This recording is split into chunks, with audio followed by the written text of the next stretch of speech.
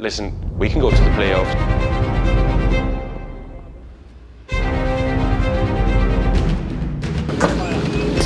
Curling ball in, it's a good one. Oh, it's 5, my goodness me!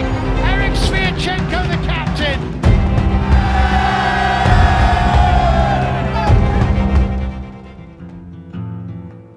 My parents also immigrated from Ukraine to Denmark because of my father's work as an artist. That mentality of coming to a country without anything, with only one luggage, that also implemented in our mindset of the children that we had to work really, really hard because we were amongst Danish names and we had this foreign Ukrainian names.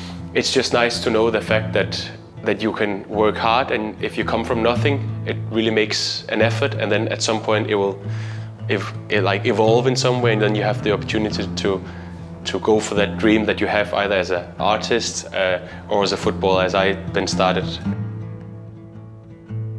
My family went to a nice scenery kind of place just outside our city where you have hills, atypical in Denmark and especially in my hometown. And I just remember we were playing football with my twin sister, my brother and my father and my mother. We were doing like imitation of free kicks, so I would jump over the ball and then my father would kick the ball and then my sister would do it and my brother would do it. When I got my children, we also went to the same place, had our wanders around, had an ice cream. So that's a good place and a good place to come back to in some way. That's the early memories of my childhood. By incident, one of my classmates asked if I wanted to start to football when I was 10. And from there, and it just really clicked. At that point, I was a striker. So scoring a lot of goals, running in behind. So I started the football dream when I was 10, and then from there on it just cracked on and I got better. I went to a team where they elected the best ones, and then from there on Michelin came when I was maybe 13 or 14 and watched me like for a competition tournament, and they said it's really, really good. He has some of the qualities that they wanted. I wasn't the best talented player, but I was the one that worked the most and most hard.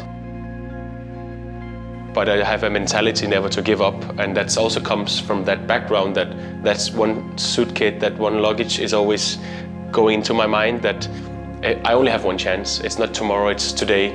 From when I was 12, 13, that's where I found out that I'm above average and I have a work rate that's better than the others. So then I could really, really see that it might be an option, and then when I signed my first academy contract, it really, really accelerated the dream of becoming a footballer. But I would never have thought that I would sit here as a 31-year-old and sit in Houston and playing for an MLS team. But that's how life is sometimes, that you can always dream, but you never know where that dream will take you, and it has taken me some good places though. When I was 17, I had my debut for the first team, where I knew that, okay, if you get your debut, that means that you have something more than the others. Prior to that, when I was 14, 15, 16, I had injuries, was doubting about if I could make it or not. And when I was 18, I had my first big injury. It was fatal at that point because I was just about to get that evolvement into the first team and starting to pick up minutes.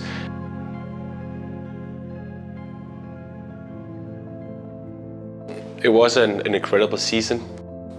We came off 6 months with a former manager, Ronny Deila, who also has been in the MLS, who signed me initially to Celtic. And it was a kind of I thought the club at that point was much more structured, much more settled, and it wasn't at that point. It was almost a mess when I came. And not that people didn't want to, but there was just things happening around, and they hadn't been qualified for Europe for a while, and the fans were angry in some way. I remember that. But then eventually, in the summer, Ronny moved and Brendan Rodgers came in, and I just think that was a key element of where Celtic is today, because it came in with a Premier League mindset, that element of something that is much bigger than the Scottish Premiership. So he came in with that mindset, and 360 degrees just changed the club around with all the small elements that we had to do better. We couldn't just win a game, we had to win in style. So we had to possess the ball, we have to move the ball, we have to score goals, not just one, just two, if we go for the third. So at that point it really, I could sense that this was going the right way. Actually, we started maybe losing 7-0 to Barcelona actually, which was, on one hand, was a big experience, my first game in the Champions League. So I remember, I have these clips in my mind that I was left centre back and Messi was coming from the right, pressuring. I had a pass, which was a little bubbly pass, but I chipped it over Messi, took it over on the other side and passed to Kieran Tierney, and I was out after maybe 30 seconds and I thought, okay, I can manage this. And then after 1 minute, I think we had a penalty, something like that. We missed it.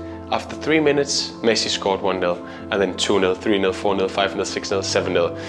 And it was embarrassing, but the same place, maybe it was the right thing that happened at that point, because when we then came domestically, Aberdeen 4-0, and then we just, from there on, invincible just happened because we didn't talk about it. We had meetings, as I just said before, that we'll go for this, and when we secure this aim, we'll go for this next aim. And then it just happened because it was just such a good team. But it is unprecedented. It is nice to know that whenever you go back to Glasgow, you will be remembered as one of those guys who were in that team, and that's nice to be a part of. A home game against Manchester City, and it was my debut at home with Celtic in the Champions League, and just the mad sound of the stadium, I can still hear it.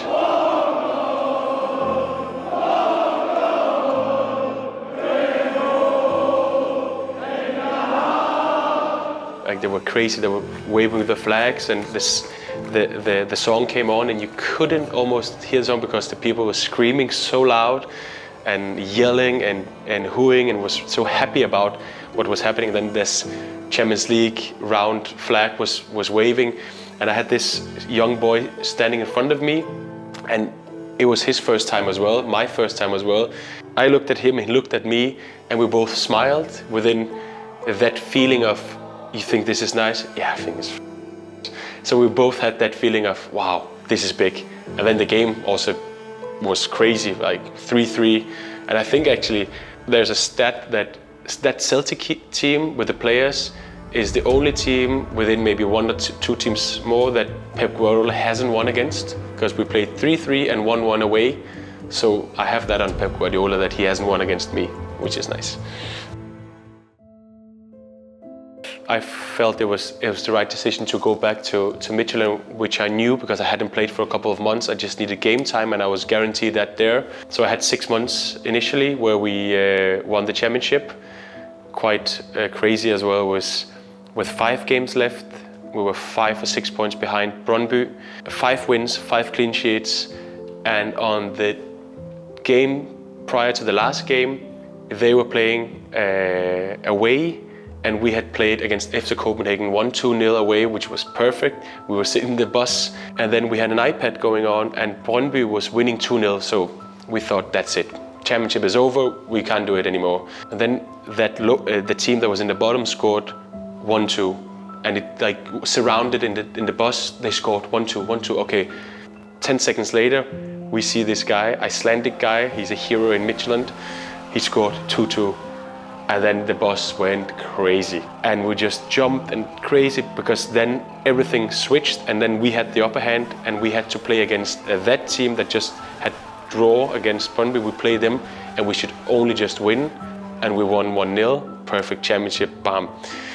So that feeling of winning after being at Celtic for the last couple of months, would I then go back and have the pre-season with Celtic? I was just in a feeling that I was in some way falling in love again with my former team. So I stayed there, which was initially my plan, just to be there maybe for 1.5 seasons.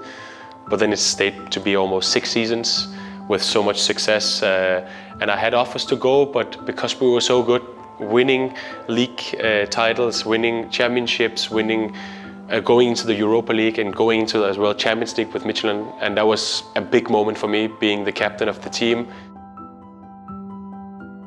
This came out of the blue in some way, because I was a bit settled in some way at Midtjylland, but I had that urge that I couldn't really put into words, that something needed to happen, but I didn't know what it was.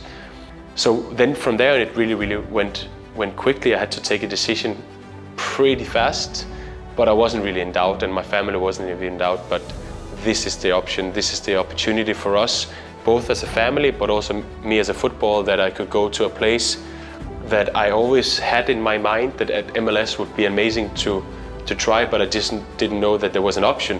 And then suddenly, out of all centre-backs in the entire world, they looked at me and said, you would be the guy that could help us. It is nice, and it's a good feeling to be here. I think the team in general is nice. The boys are welcoming. The atmosphere is great. Things that I look at that we had a meeting as well, and there's laughter, there's jokes going on, there's this good vibe of it. But if I should write it down, I would dream of us coming, of course, to the playoffs, which is a huge thing. There's top 9 now going in, so the chances are better. It doesn't mean that it's going to be easier, but that will be the first, like the end goal. Then you have these small goals in between. That will be that one. And whenever you're in the playoffs, anything can happen. And if you get a good roll of games, then who would to say that we wouldn't go all the way? Teams is there, players are good. It's just about finding that momentum, finding that rhythm of believing as well, whilst also maybe saying it out loud, that it goes around that, listen, we can go to the playoffs, and if we're in the playoffs, who would stop us for doing the next thing? But of course, it's taking step by step to going to something that's going to be remembered.